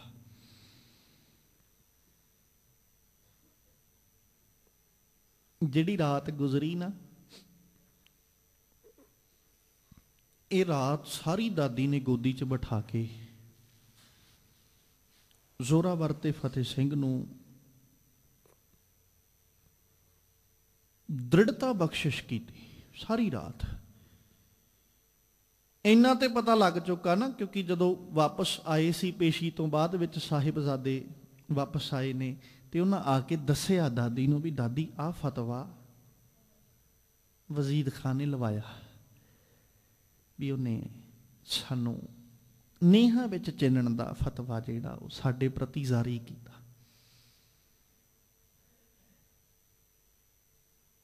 ਔਰ ਦਾਦੀ ਨੇ ਕਿਤੇ ਨਾ ਕਿਤੇ ਜਾ ਕੇ ਤੇ ਅਕਾਲ ਪੁਰਖ ਪਰਮੇਸ਼ਵਰ ਦਾ ਸ਼ੁਕਰ ਕੀਤਾ ਹੋਵੇਗਾ ਵੀ ਮੇਰੇ ਪੋਤਰੇ ਵੀ ਅਡੋਲ ਜੀਵਨ ਗੁਰੂ ਲੇਖੇ ਲਾ ਕੇ ਚੱਲੇ। ਜਿਸ ਦਾਦੀ ਨੇ ਤੁਰਨ ਲੱਗਿਆਂ ਰੋਜ਼ ਸਿਖਾ ਕੇ ਤੋਰਨਾ ਵੀ ਪੁੱਤਰੋ ਡੋਲਿਓ ਨਾ, ਦਾਦੀ ਦੀ ਪੱਗ ਨੂੰ ਦਾਗ ਨਹੀਂ ਲਾਉਣਾ, ਰੋਜ਼ ਸਿਖਾ ਕੇ ਤੋਰਨਾ। ਪਹਿਲੀ ਪੇਸ਼ੀ ਵਾਲੇ ਦਿਨ ਵੀ ਸਿਖਾ ਕੇ ਤੋਰਿਆ, ਦੂਜੀ ਪੇਸ਼ੀ ਵਾਲੇ ਦਿਨ ਤੇ ਹੋਰ ਦ੍ਰਿੜਤਾ ਪੱਕੀ ਕੀਤੀ ਨਾ ਵੀ ਪੁੱਤਰੋ ਜੋ ਮਰਜ਼ੀ ਕਰ ਲੈਣ, ਉਹ ਲਾਲਚ ਦੇ ਲੈਣ, ਅਤਿਆਚਾਰ ਜ਼ੁਲਮ ਕਰ ਲੈਣ, ਜਿਵੇਂ ਮਰਜ਼ੀ ਕਰ ਲੈਣ, ਪਰ ਤੁਸੀਂ ਡੋਲਣਾ ਨਹੀਂ। ਬੜਾ ਦ੍ਰਿੜ ਦਾਦੀ ਨੇ ਜਿਹੜੀ ਗੁੜਤੀ, ਜਿਹੜੀਆਂ ਲੋਰੀਆਂ ਦਾਦੀ ਨੇ ਆਪਣੀ ਗੋਦ 'ਚ ਬਿਠਾ ਕੇ 7 ਸਾਲ ਤੇ 9 ਸਾਲ ਤੱਕ ਦਿੱਤੀਆਂ ਨੇ ਨਾ, ਉਹ ਦ੍ਰਿੜਤਾ ਤੇ ਸੀ। ਪਰ ਆ ਜਿਹੜਾ 2 ਪੇਸ਼ੀਆਂ 25 ਔਰ 26 ਤਰੀਕ ਦੀਆਂ 11 ਔਰ 12 ਪੋਹ ਦੀਆਂ, ਇਹ 2 ਪੇਸ਼ੀਆਂ ਵਾਲੇ ਦਿਨ ਤੇ ਦਾਦੀ ਨੇ ਦ੍ਰਿੜਤਾ ਵਿੱਚ ਹੋਰ ਪਰਪੱਕਤਾ ਭਰੀ ਵੀ ਕਿਤੇ ਤੁਹਾਡਾ ਮਨ ਡੋਲ ਨਾ ਜਾਏ। ਅਸੀਂ ਦਾਦੀ ਅੱਗੇ, ਅੱਜ ਆਪਣੀ ਦਾਦੀ ਅੱਗੇ, ਮਾਂ ਗੁਜਰ ਕੌਰ ਅੱਗੇ ਅਸੀਂ ਅਰਦਾਸ ਕਰਨੀ ਵੀ ਦਾਦੀ ਜੀ ਜਿਹੜੀ ਦ੍ਰਿੜਤਾ ਤੁਸੀਂ ਉਹਨਾਂ ਨੂੰ ਦਿੰਦੇ ਰਹੇ ਹੋ ਨਾ, ਕਿਤੇ ਕਿਰਪਾ ਕਰੋ ਉਹ ਉਪਦੇਸ਼ ਸਾਡੀ ਝੋਲੀ ਵਿੱਚ ਵੀ ਪਾਓ, ਅਸੀਂ ਵੀ ਕਿਤੇ ਉਸ ਦ੍ਰਿੜਤਾ ਵਿੱਚ ਪਰਪੱਕ ਹੋ ਜਾਈਏ। ਸਾਡਾ ਜਿਹੜਾ ਮਨ ਡੋਲਦਾ, ਇਹ ਮਨ ਡੋਲੇ ਨਾ, ਸਾਨੂੰ ਵੀ ਉਹ ਉਪਦੇਸ਼ ਬਖਸ਼ਿਸ਼ ਕਰੋ ਜਿਹੜਾ ਉਪਦੇਸ਼ ਆਪ ਜੀ 11 ਪੋਹ ਦੀ ਰਾਤ, 12 ਪੋਹ ਦੀ ਰਾਤ ਬਾਬਾ ਜ਼ੋਰਾਵਰ ਤੇ ਬਾਬਾ ਫਤਿਹ ਸਿੰਘ ਨੂੰ ਬਖਸ਼ਿਸ਼ ਕਰਦੇ ਰਹੇ ਹੋ ਨਾ, ਰਹਿਮਤ ਕਰੋ। ਅੱਜ ਮਾਂ ਗੁਜਰੀ ਜੀ ਅਸੀਂ ਤੁਹਾਡੇ ਕੋਲੋਂ ਉਹ ਉਪਦੇਸ਼ ਮੰਗਣ ਆਏ ਹਾਂ। ਔਰ ਫਤਵਾ ਕੱਲਾ ਇਹ ਨਹੀਂ ਵੀ ਨੀਹਾਂ ਵਿੱਚ ਚਿਣ ਦਿਓ। ਇਤਿਹਾਸ ਨੂੰ ਜਦੋਂ ਪੜ੍ਹਦੇ ਆ ਨਾ, ਇਤਿਹਾਸਕਾਰ ਜ਼ਿਕਰ ਕਰਦੇ ਵੀ ਨੀਹਾਂ ਵਿੱਚ ਚਿਣਨ ਤੋਂ ਪਹਿਲਾਂ ਸਾਹਿਬਜ਼ਾਦਿਆਂ ਨੂੰ ਪਿੱਪਲ ਦੇ ਰੁੱਖ ਨਾਲ ਬੰਨ੍ਹ ਕੇ ਉਹਨਾਂ ਨੂੰ ਪੱਥਰ ਮਾਰਨ ਤੱਕ ਦਾ ਵੀ ਫਤਵਾ ਜਾਰੀ ਕੀਤਾ ਗਿਆ। ਔਰ ਉੱਥੇ ਪਿੱਪਲ ਨਾਲ ਬੰਨ੍ਹ ਕੇ ਦੋਨਾਂ ਸਾਹਿਬਜ਼ਾਦਿਆਂ ਉੱਤੇ ਪੱਥਰ 20 ਲੋਕਾਂ ਵੱਲੋਂ ਮਾਰੇ ਗਏ। ਔਰ ਇੱਕ ਪੱਥਰ ਆ ਕੇ ਬਾਬਾ ਫਤਿਹ ਸਿੰਘ ਦੀ ਅੱਖ ਕੋਲ ਵੀ ਵੱਜਦਾ। ਕਿਤੇ ਨਾ ਜੇ ਉਹ ਚਾਹੁੰਦੇ ਤੇ ਜ਼ਿੰਦਗੀਆਂ ਜਿਉ ਸਕਦੇ ਸੀ, ਪਰ ਉਹਨਾਂ ਨੇ ਲੱਜਤਾ ਭਰੀ ਜ਼ਿੰਦਗੀ ਜਿਉਣ ਨਾਲੋਂ ਨਾ ਅਣਖੀ ਮੌਤ ਨੂੰ ਪ੍ਰਵਾਨ ਕੀਤਾ ਵੀ ਅਸੀਂ ਸ਼ਰਮਿੰਦਗੀ ਭਰੀ ਜ਼ਿੰਦਗੀ ਨਹੀਂ ਜਿਉਣਾ ਚਾਹੁੰਦੇ, ਅਸੀਂ ਅਣਖ ਨਾਲ ਮਰਨਾ ਮਨਜ਼ੂਰ ਕਰਾਂਗੇ। ਕਾਰਨ ਕੀ ਹੈ?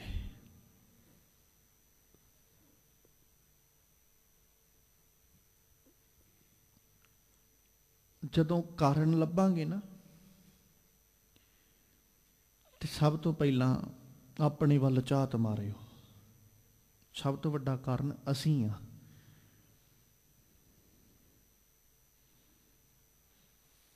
ਜਿੱਥੇ ਜਦੋਂ ਜ਼ਿਕਰ ਕਰਦੇ ਇਤਿਹਾਸਕਾਰ ਲੇਖਕ ਤੇ ਉਹ ਆਖਦੇ ਨਾ, ਹਮ ਆਪਣੀ ਜਾਨੇ ਦੇकर ਔਰੋਂ ਕੀ ਜਾਨੇ ਬਚਾ ਚਲੇ। ਜੇ ਉਹ ਆਪਣੀਆਂ ਬਚਾ ਜਾਂਦੇ ਜਾਨਾਂ, ਸਾਡੀਆਂ ਕਿੰਨੇ ਬਚਾਉਣੀਆਂ ਸੀ? ਪਰ ਉਹ ਆਪਣੀਆਂ ਕੁਰਬਾਨ ਕਰਕੇ ਸਾਡੀਆਂ ਜਾਨਾਂ ਬਚਾ ਕੇ ਗਏ।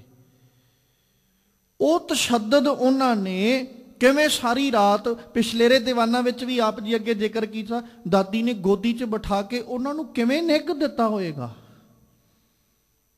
ਕਿਵੇਂ ਬੁੱਕਲ 'ਚ ਲੈ ਕੇ ਦਾਦੀ ਮਾਂ ਬੈਠੀ ਹੋਏਗੀ, ਇੱਕ ਪਾਸੇ ਜ਼ੋਰਾਵਰ ਸਿੰਘ ਬੈਠੇ ਹੋਣਗੇ, ਇੱਕ ਪਾਸੇ ਫਤਿਹ ਸਿੰਘ ਬੈਠੇ ਹੋਣਗੇ। ਕਿੱਡੇ ਲਾਡਾਂ ਨਾਲ ਦਾਦੀ ਨੇ ਪਾਲਿਆ ਹੋਣਾ ਉਹਨਾਂ ਨੂੰ। ਜਦੋਂ ਆਨੰਦਪੁਰ ਸਾਹਿਬ ਦੇ ਕਿਲੇ 'ਚ ਹੋਣਗੇ, ਆਨੰਦਪੁਰ ਸਾਹਿਬ ਦੇ ਕਿਲੇ ਦੇ ਵਿੱਚ ਰਹਿੰਦੇ ਆ, ਦਾਦੀ ਨਾਲ ਕਦੇ ਬਾਬਾ ਜ਼ੋਰਾਵਰ ਸਿੰਘ ਜੀ ਬੈਠਣ ਨੂੰ ਆਖਦੇ ਹੋਣਗੇ ਵੀ ਦਾਦੀ ਮੇਰੇ ਕੋਲ ਬੈਠੋ, ਕਦੇ ਬਾਬਾ ਫਤਿਹ ਸਿੰਘ ਕਹਿੰਦੇ ਹੋਣੇ ਵੀ ਦਾਦੀ ਮੈਨੂੰ ਆਪਣੀ ਗੋਦ 'ਚ ਬਿਠਾ। ਅੱਜ ਦੋਵੇਂ ਪੁੱਤਰਾਂ ਨੂੰ ਦਾਦੀ ਗੋਦ 'ਚ ਲੈ ਕੇ ਬੈਠੀ। ਉਹਨਾਂ ਨੂੰ ਤੇ ਦਾਦੀ ਨੇ ਆਪਣੀ ਬੁੱਕਲ ਵਿੱਚ ਰੱਖ ਕੇ ਨਿੱਘ ਦਿੱਤਾ, ਪਰ ਦਾਦੀ ਆਪ ਸਾਰੀ ਰਾਤ ਕਿਵੇਂ ਗੁਜ਼ਾਰਦੀ ਹੈ। ਕਿਵੇਂ ਮੋਤੀ ਰਾਮ ਮਹਿਰਾ ਜੀ ਨੇ ਦੂਜੀ ਰਾਤ ਵੀ ਦੁੱਧ ਲਿਆ ਕੇ, ਅਕਸਰ ਨਾ ਜਦੋਂ ਮੋਤੀ ਰਾਮ ਜੀ ਦਾ ਜ਼ਿਕਰ ਕਰਦੇ ਆ ਨਾ, ਅਸੀਂ ਫਰਜ਼ੰਦਾਂ ਦੇ ਤੇ ਕਰਜ਼ਾਈ ਹਾਂ ਹੀ ਹਾਂ। ਬਾਬਾ ਜ਼ੋਰਾਵਰ ਸਿੰਘ, ਬਾਬਾ ਫਤਿਹ ਸਿੰਘ ਜੀ, ਬਾਬਾ ਅਜੀਤ ਸਿੰਘ ਜੀ, ਬਾਬਾ ਜੁਝਾਰ ਸਿੰਘ, ਧੰਨ ਗੁਰੂ ਕਲਗੀਧਰ ਪਾਤਸ਼ਾਹ, ਮਾਂ ਗੁਜਰ ਕੌਰ ਜੀ, ਧੰਨ ਗੁਰੂ ਤੇਗ ਬਹਾਦਰ, ਅਸੀਂ ਇਹਨਾਂ ਸਾਰਿਆਂ ਦੇ ਕਰਜ਼ਾਈ ਹਾਂ। ਇਹਨਾਂ ਦਾ ਕਰਜ਼ਾ ਤੇ ਅਸੀਂ ਜੇ ਜ਼ਿੰਦਗੀ ਸਾਰੀ ਵੀ ਲੇਖੇ ਲਾ ਦਈਏ ਨਾ, ਸਾਡੇ ਤੋਂ ਫਿਰ ਵੀ ਨਹੀਂ ਲੱਥਣਾ। ਪਰ ਮੋਤੀ ਰਾਮ ਮਹਿਰਾ ਜੀ ਦਾ ਵੀ ਕਰਜ਼ਾ ਅਸੀਂ ਲਾ ਨਹੀਂ ਸਕਦੇ।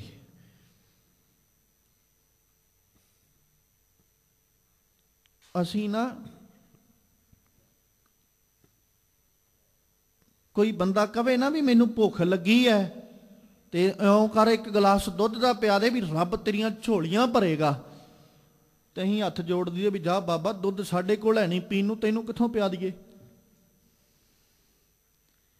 ਮੋਤੀ ਰਾਮ ਮਹਿਰੇ ਨੂੰ ਜਾ ਕੇ ਕਿਸੇ ਨੇ ਨਹੀਂ ਸੀ ਕਿਹਾ ਵੀ ਦਾਦੀ ਤੇ ਬੱਚਿਆਂ ਨੇ ਦੁੱਧ ਮੰਗਿਆ।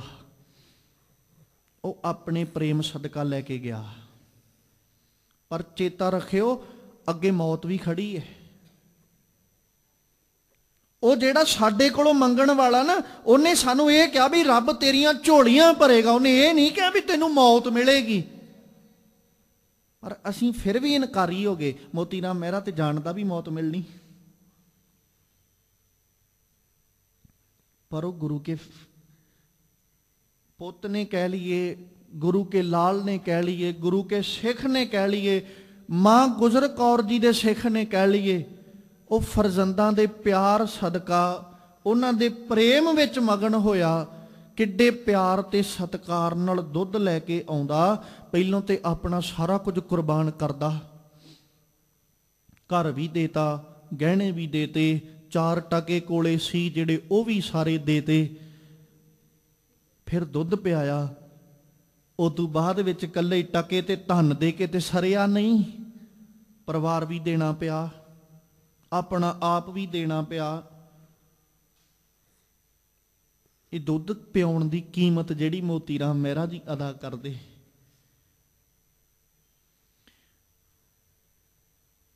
ਫਰਜ਼ੰਦਾਂ ਨੂੰ ਨਾ, ਜ਼ੋਰਾਵਰ ਸਿੰਘ ਜੀ ਨੂੰ, ਫਤਿਹ ਸਿੰਘ ਜੀ ਨੂੰ, ਸੈयद ਸ਼ਾਸ਼ਲ ਬੇਗ ਔਰ ਸੈयद ਬਾਸ਼ਲ ਬੇਗ ਜਲਾਦ ਨੇ ਇਹ, ਪਰ ਸੈयद ਨੇ, ਹੈਨ ਜਲਾਦ ਪਰ ਸੈयद ਨੇ। ਉਹ ਮੰਨੇ ਵੀ ਅਸੀਂ ਨੀਹਾਂ ਵਿੱਚ ਅਸੀਂ ਚਿਣਾਂਗੇ, ਅਸੀਂ ਕੰਧ ਉਸਾਰਾਂਗੇ, ਉਹ ਜਿਸ ਕੰਧ ਵਿੱਚ ਤੁਸੀਂ ਇਹਨਾਂ ਦੋਵਾਂ ਨੂੰ ਖੜਾਉਣਾ, ਪਰ ਸਾਡੀ ਸਜ਼ਾ ਜਿਹੜੀ ਚੱਲ ਰਹੀ ਉਹਨੂੰ ਮਾਫ ਕਰ ਦਿਓ। ਵਜ਼ੀਰ ਖਾਂ ਉਹ ਵੀ ਮੰਨ ਗਿਆ ਵੀ ਕੋਈ ਗੱਲ ਨਹੀਂ। ਪਰ ਜਿੱਥੇ ਵਜ਼ੀਰ ਖਾਂ ਨੂੰ ਅਸੀਂ ਲਾਹਣਤਾਂ ਪਾਉਂਦੇ ਆ ਨਾ, ਜਾਂ ਉਹਨਾਂ ਜਲਾਦਾਂ ਨੂੰ ਜਾਂ ਗੰਗੂ ਬ੍ਰਾਹਮਣ ਨੂੰ, ਉੱਥੇ ਵਜ਼ੀਰ ਖਾਂ ਦੀ ਅਸੀਂ ਬੇਗਮ ਨੂੰ ਅੱਖੋਂ ਪਰੋਖੇ ਨਹੀਂ ਕਰ ਸਕਦੇ। ਕਿਉਂਕਿ ਜਿੱਥੇ ਮਲੇਰਕੋਟਲੇ ਦੇ ਨਵਾਬ ਨੇ ਹਾਂ ਦਾ ਨਾਰਾ ਮਾਰਿਆ ਨਾ, ਉੱਥੇ ਉਹ ਜ਼ੈਨਮ, ਉਹ ਬੇਗਮ ਜਿਹੜੀ ਸੀ ਵਜ਼ੀਰ ਖਾਂ ਦੀ, ਉਹ ਵੀ ਹਾਂ ਦੇ ਨਾਰੇ ਵਿੱਚ ਹੀ ਨਿੱਤਰਦੀ ਹੈ ਵੀ ਵਜ਼ੀਰ ਖਾਂ ਜੋ ਤੂੰ ਕਰਨ ਲੱਗਿਆ ਤੇਰੇ ਵਾਸਤੇ ਭਲਾ ਨਹੀਂ, ਇਹ ਤੇਰੇ ਵਾਸਤੇ ਚੰਗਾ ਨਹੀਂ ਹੈ। ਜਿਹੜਾ ਕਰਮ ਤੂੰ ਕਰਨ ਲੱਗੇ ਨਾ ਵਜ਼ੀਰ ਖਾਂ, ਇਹਨੇ ਤੇਰੀ ਸਲਤਨਤ ਦੀਆਂ ਜੜਾਂ ਪੱਟ ਕੇ ਰੱਖ ਦੇਣੀਆਂ ਨੇ, ਇਹ ਤੇਰੇ ਵਾਸਤੇ ਭਲਾ ਨਹੀਂ। ਅਸੀਂ ਉਹ ਬੇਗਮ ਜਿਹੜੀ ਵਜ਼ੀਰ ਖਾਂ ਦੀ, ਉਹਦਾ ਹਾਂ ਦਾ ਨਾਰਾ ਮਾਰਿਆ ਵੀ ਆਪਣੀਆਂ ਅੱਖਾਂ ਤੋਂ ਪਰੋਖੇ ਨਹੀਂ ਕਰ ਸਕਦੇ। ਸਾਡੇ ਲਈ ਉਹ ਸਤਿਕਾਰਯੋਗ ਹੈ। ਦਾਦੀ ਨੇ ਬੜੇ ਲਾਡਾਂ ਨਾਲ ਤੋਰਿਆ ਵੀ ਨਾ, ਜਦੋਂ ਪਤਾ ਵੀ ਅੱਜ ਲੈ ਕੇ ਚੱਲੇ ਇਹ, ਤੇ ਇਹਨਾਂ ਨੇ ਅੱਜ ਮੁੜ ਕੇ ਵੀ ਨਹੀਂ ਆਉਣਾ, ਇਹਨਾਂ ਵਾਪਸ ਪਰਤਣਾ ਨਹੀਂ ਹੈ। ਔਰ ਦਾਦੀ ਉਹ ਸਾਰੇ ਹਾਲਾਤਾਂ ਤੋਂ ਜਾਣੂ ਹੈ, ਜਿਹੜੇ ਹਾਲਾਤ ਉੱਥੇ ਬੀਤਣੇ ਨੇ, ਜੋ ਵਰਤਣੇ ਨੇ। ਪਰ ਫਿਰ ਵੀ ਇੱਕ ਬੜਾ ਵੱਡਾ ਜਿਗਰਾ ਕਰਕੇ ਦਾਦੀ ਉੱਥੇ ਆਪਣੇ ਪੋਤਰਿਆਂ ਨੂੰ ਆਪਣੇ ਹੱਥੀਂ ਤਿਆਰ ਕਰਦੀ। ਅੱਲਾ ਯਾਰ ਖਾਨ ਜੋਗੀ ਲਿਖਦਾ, ਬੜਾ ਸੋਹਣਾ ਉਹ ਜ਼ਿਕਰ ਕਰਦਾ ਵੀ ਦਾਦੀ ਨੇ ਤੁਰਨ ਤੋਂ ਪਹਿਲਾਂ ਆਪਣੇ ਪੋਤਰਿਆਂ ਨੂੰ ਆਪ ਆਪਣੇ ਹੱਥੀਂ ਤਿਆਰ ਕੀਤਾ। ਉਹਨਾਂ ਨੂੰ ਆਖਦੀ ਹੈ ਵੀ ਮੈਂ ਆ ਪੁੱਤਰਾ ਤੇਰਾ ਮੁਖ ਵੀ ਧਵਾਵਾਂ, ਆ ਤੇਰੇ ਸਿਰ ਉੱਤੇ ਦਸਤਾਰ ਵੀ ਸਜਾਵਾਂ, ਤੇਰੇ ਸਿਰ ਉੱਤੇ ਦਸਤਾਰ ਉੱਤੇ ਕਲਗੀ ਵੀ ਮੈਂ ਆਪਣੇ ਹੱਥੀਂ ਸਜਾਵਾਂ, ਤੈਨੂੰ ਪੋਸ਼ਾਕ ਅੱਜ ਸੋਹਣੀ ਪਾ ਕੇ ਤੋਰਾਂ, ਕਿਉਂਕਿ ਅੱਜ ਤੂੰ ਲਾੜੀ ਮੌਤ ਵਿਆਹੁਣ ਚੱਲੇ ਹੈ। ਨਹੀਂ ਤੇ ਘਰ ਵਿੱਚ ਜਦੋਂ ਪੁੱਤਰ ਜਨਮ ਲੈਂਦਾ ਨਾ, ਪਰਿਵਾਰ ਦੀ ਖੁਸ਼ੀ ਦਾ ਕੋਈ ਟਿਕਾਣਾ ਨਹੀਂ ਹੁੰਦਾ। ਤੇ ਜਦੋਂ ਕਿਤੇ ਉਹਦੇ ਵਿਆਹ ਦਾ ਵੇਲਾ ਆਵੇ ਤੇ ਪਰਿਵਾਰ ਉਦੋਂ ਖੁਸ਼ ਹੋ ਜਾਂਦਾ। ਦਾਦੀ ਅੱਜ ਪ੍ਰਸੰਨ ਬਹੁਤ ਹੈ, ਕਿਉਂਕਿ ਦੋਵੇਂ ਪੁੱਤਰ ਅੱਜ ਲਾੜੀ ਮੌਤ ਵਿਆਹੁਣ ਚੱਲੇ। ਇੱਕ ਪ੍ਰਸੰਨਤਾ ਵੀ ਹੈ ਵੀ ਸਿੱਖੀ ਕੇਸਾਂ ਸਵਾਸਾਂ ਨਾਲ ਨਿਭਾ ਕੇ ਜਾਣੀ, ਇਹ ਅਡੋਲ ਟਿਕ ਕੇ ਚੱਲੇ ਨੇ। ਕਿਤੇ ਨਾ ਕਿਤੇ ਮਨ ਵਿੱਚ ਵੈਰਾਗ ਵੀ ਹੋਏਗਾ ਵੀ ਅੱਜ ਇਹਨਾਂ ਨੇ ਮੇਰੇ ਕੋਲ ਗੋਦ ਵਿੱਚ ਵਾਪਸ ਨਹੀਂ ਆਉਣਾ, ਅੱਜ ਇਹ ਜਾ ਕੇ ਆਪਣੇ ਦਾਦੇ ਦੀ ਗੋਦ ਵਿੱਚ ਬੈਠਣਗੇ।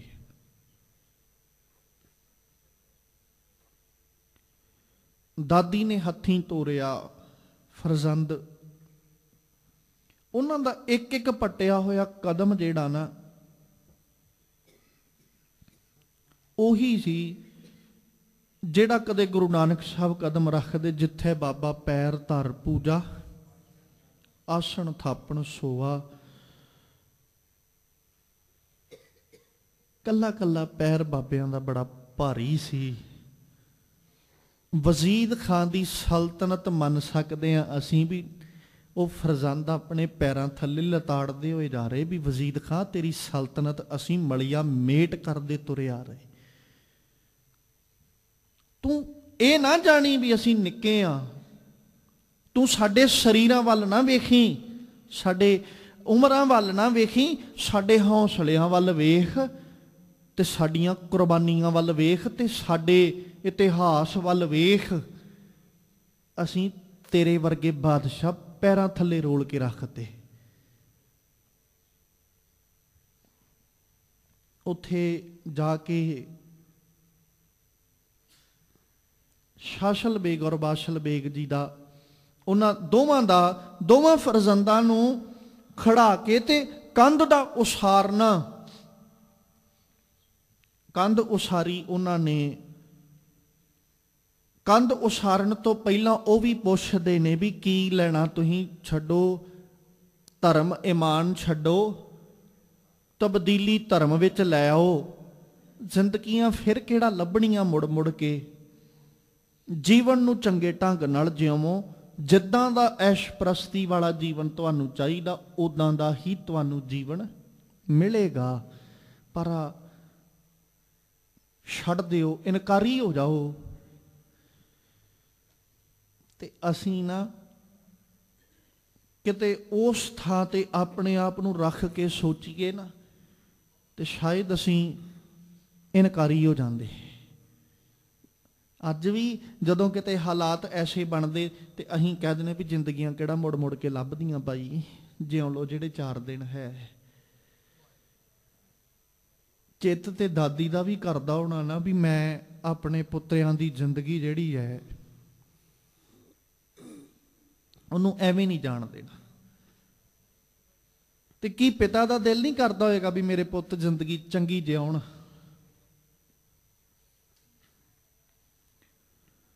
ਅਸੀਂ ਆਪਣੇ ਬੱਚਿਆਂ ਵਾਸਤੇ ਬਹੁਤ ਕੁਝ ਸੋਚਦੇ ਹਾਂ। ਕਿ ਗੁਰੂ ਕਲਗੀਧਰ ਸਾਹਿਬ ਨੇ ਆਪਣੇ ਬੱਚਿਆਂ ਵਾਸਤੇ ਕੁਝ ਨਹੀਂ ਸੋਚਿਆ ਹੋਏਗਾ?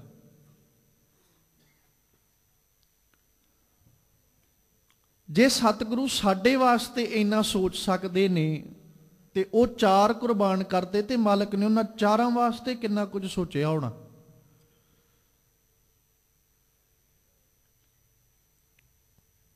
ਫਿਰ ਵੀ ਉਹਨਾਂ ਨੇ ਆਪਣੇ ਬੱਚਿਆਂ ਨੂੰ ਅੱਖੋਂ ਪਰੋਖੇ ਕਰਨਾ, ਸਾਨੂੰ ਲੱਗਦਾ ਵੀ ਆਪਣਾ ਜਿਗਰਾ ਕੱਢ ਕੇ ਪਾਸੇ ਰੱਖਣਾ ਤੇ ਉਹਨਾਂ ਅੱਖੋਂ ਪਰੋਖੇ ਵੀ ਇਦਾਂ ਕੀਤੇ ਵੀ ਮੁੜ ਕੇ ਪਰਤਨੇ ਨਹੀਂ।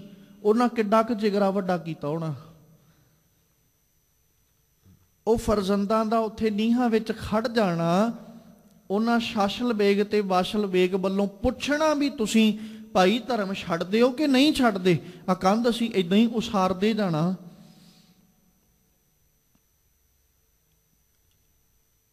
ਕੁਝ ਇਤਿਹਾਸਕਾਰਾਂ ਜ਼ਿਕਰ ਕੀਤਾ ਵੀ ਜਦੋਂ ਕੰਧ ਗੋਡਿਆਂ ਤੱਕ ਆਉਂਦੀ, ਕੁਝ ਇਤਿਹਾਸਕਾਰ ਇਹ ਜ਼ਿਕਰ ਕਰਦੇ ਵੀ ਉੱਥੇ ਆਖਿਆ ਗਿਆ ਵੀ ਇੱਟ ਨਹੀਂ ਤੋੜਨੀ, ਤੁਸੀਂ ਇਹਨਾਂ ਦੇ ਗੋਡੇ ਉਤਾਰ ਦਿਓ, ਸਰਕਾਰੀ ਇੱਟ ਤੋੜਨੀ ਨਹੀਂ ਹੈ।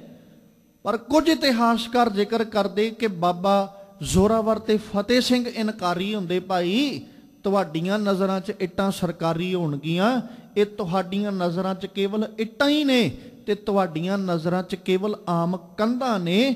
ਔਰ ਸਾਡੇ ਲਈ ਇਹ ਸਿੱਖੀ ਦੀ ਨੀਂਹ ਹੈ ਤੇ ਅਸੀਂ ਨਹੀਂ ਚਾਹੁੰਦੇ ਕਿ ਇਹਨਾਂ ਨੀਹਾਂ ਦੇ ਵਿੱਚ ਕੋਈ ਇੱਟ ਟੁੱਟੀ ਹੋਈ ਲੱਗੇ। ਇਸ ਇੱਟ ਦੀ ਥਾਂ ਤੂੰ ਸਾਡੇ ਗੋਡਿਆਂ ਨੂੰ ਉਤਾਰ ਦੇ।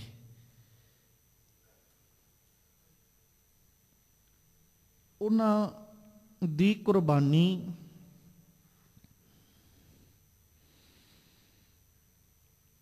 ਫਿਰ ਕੰਧ ਦਾ ਉਸਰਦੇ ਜਾਣਾ, ਰਸਨਾਵਾਂ ਤੇ ਜਪਜੀ ਦੀ ਬਾਣੀ ਦਾ ਹੋਣਾ ਔਰ ਬਾਣੀ ਦਾ ਜਾਪ ਕਰਨਾ, ਕੰਧਾਂ ਉਸਰੀਆਂ, ਫਿਰ ਕੰਧ ਦਾ ਡਿੱਗ ਪੈਣਾ ਤੇ ਦੋਵਾਂ ਫਰਜ਼ੰਦਾਂ ਦਾ ਬੇਹੋਸ਼ ਹੋ ਜਾਣਾ। ਕੰਧ ਡਿੱਗੀ, ਦੋਵੇਂ ਫਰਜ਼ੰਦ ਵੀ ਡਿੱਗੇ, ਬੇਹੋਸ਼ ਹੋ ਗਏ, ਪਰ ਸਵਾਸ ਅਜੇ ਚੱਲਦੇ ਨੇ, ਸਾਹ ਅਜੇ ਚੱਲਦੇ। ਫਿਰ ਵਜ਼ੀਦ ਖਾਂ ਵੱਲੋਂ ਜਿਹੜਾ ਫਤਵਾ ਲਾਇਆ ਗਿਆ ਸੀ, ਉਸ ਫਤਵੇ ਦੇ ਅੰਦਰੋਂ ਇੱਕ ਫਤਵਾ ਹੋਰ ਨਿਕਲਦਾ ਵੀ ਦੋਵਾਂ ਨੂੰ ਜ਼ਿਬਾ ਕਰ ਦਿੱਤਾ ਜਾਏ।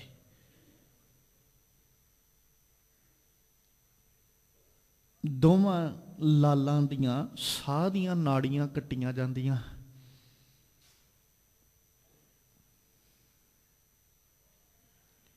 ਦੋਵੇਂ ਸ਼ਹੀਦੀ ਜਾਮ ਪੈਂਦੇ।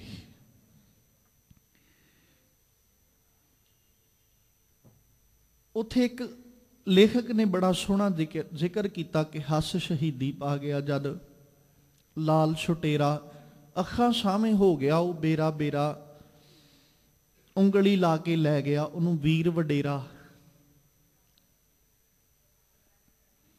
ਖੇਰੂ ਖੇਰੂ ਹੋ ਗਿਆ ਪਰਿਵਾਰ ਬਥੇਰਾ।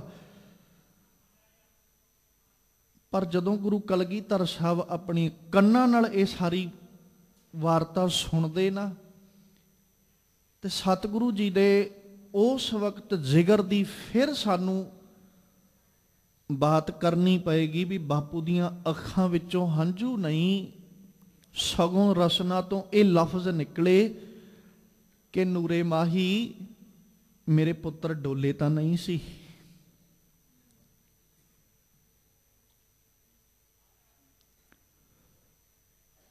ਪਰ ਅੱਜ ਗੁਰੂ ਕਲਗੀਧਰ ਸਾਹਿਬ ਜੀ ਜਦੋਂ ਸਾਡੇ ਵੱਲ ਝਾਤ ਮਾਰਦੇ ਹੋਣਗੇ ਤੇ ਮਾਲਕ ਪਾਤਸ਼ਾਹ ਜੀ ਦਾ ਹੌਸਲਾ ਔਰ ਜਿਗਰਾ ਕਿਤੇ ਨਾ ਕਿਤੇ ਮਾਲਕ ਪਾਤਸ਼ਾਹ ਤੇ ਜ਼ਰੂਰ ਸੋਚਦੇ ਹੋਣਗੇ ਵੀ ਇਹਨਾਂ ਤੋਂ 4 ਵਾਰੇ ਨੇ। ਕਦੇ ਕਿਹਾ ਸੀ ਵੀ ਇਹਨਾਂ ਕਰਕੇ 4 ਵਾਰੇ, ਅੱਜ ਜ਼ਰੂਰ ਸੋਚਦੇ ਹੋਣਗੇ ਵੀ ਇਹਨਾਂ ਤੋਂ 4 ਵਾਰ ਕੇ ਗਿਆ। ਅੱਜ ਇਹਨਾਂ ਕੋਲੋਂ 4 ਨਹੀਂ ਮੈਨੂੰ ਦੇ ਹੋਣੇ, ਮੈਂ ਇਹਨਾਂ ਖਾਤਰ 4 ਦੇ ਗਿਆ। ਅਸੀਂ ਕੋਸ਼ਿਸ਼ ਕਰੀਏ, ਜ਼ਰੂਰ ਯਤਨ ਕਰੀਏ ਕਿ ਧੰਨ ਗੁਰੂ ਕਲਗੀਧਰ ਸਾਹਿਬ ਜੀ ਦੇ ਸਾਹਮਣੇ ਅਸੀਂ ਅੱਖਾਂ ਚੁੱਕ ਕੇ ਖੜੋਣ ਜੋਗੇ ਤੇ ਹੋ ਜਾਈਏ ਵੀ ਮਾਲਕਾ ਮੈਂ ਯਤਨ ਕਰ ਰਿਹਾ, ਕੋਸ਼ਿਸ਼ ਕਰ ਰਿਹਾ। ਤੇ ਕੋਸ਼ਿਸ਼ ਕਰਨ ਵਾਲੇ ਕਦੇ ਨਾ ਕਦੇ ਮੰਜ਼ਿਲ ਤੇ ਜ਼ਰੂਰ ਪਹੁੰਚਦੇ ਨੇ। ਮਾਲਕਾ ਮੈਂ ਕੋਸ਼ਿਸ਼ ਕਰ ਰਿਹਾ ਕਿ ਤੇਰਾ ਅਜੀਤ ਸਿੰਘ ਬਣ ਸਕਾਂ।